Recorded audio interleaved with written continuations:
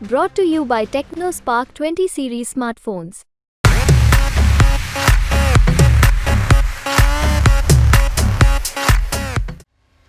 जम्मू कश्मीर के पुंछ में आतंकियों ने पुलवामा जैसा आतंकी हमला किया और यहां पर आतंकियों ने वायुसेना के काफिले को निशाना बनाया। लेकिन हमले के कुछ देर बाद अब भारत की ओर से ऐसा बयान आया जिसे सुनकर पूरा पाकिस्तान हिल जाएगा।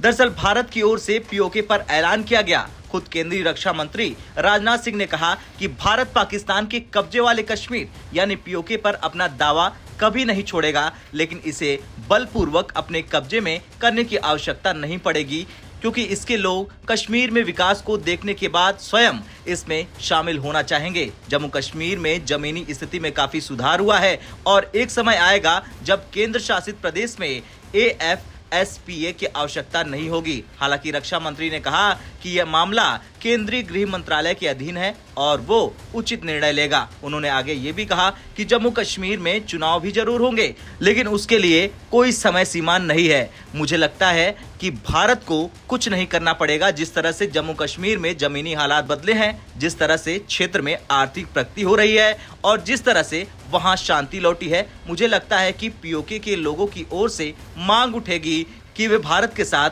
विलय करना चाहते हैं। हमें पीओके पर अपना कब्जा करने के लिए बल का प्रयोग नहीं करना पड़ेगा, क्योंकि लोग ही कहेंगे कि हमें भारत में विलय करना चाहिए। ऐसी मांगे अब उठ भी रही हैं। रक्षा मंत्री राजनाथ सिंह ने आगे ये भी कहा कि पीओके हमारा था, है और हमारा रहेगा। जम्मू कश्मीर में जमीनी हालात में सुधार का हवाला देते हुए राजनाथ सिंह ने कहा कि वहां जल्द ही विधानसभा चुनाव होंगे, लेकिन उन्होंने कोई समय सीमा नहीं बताई। जिस तरह से जम्मू कश्मीर में स्थिति में सुधार हो रहा, मुझे लगता है कि एक समय आएगा जब वहां AFSPA यानी अफस्पा की आवश्यकता नहीं होगी। ये मेरा विचार है और इस पर निर्णय गृह मंत्रालय को लेना है। इस्लामाबाद को सीमा पार आतंकवाद को रोकना होगा। वे भारत को अस्थिर करने की कोशिश कर रहे हैं और हम ऐसा नहीं होने देंगे।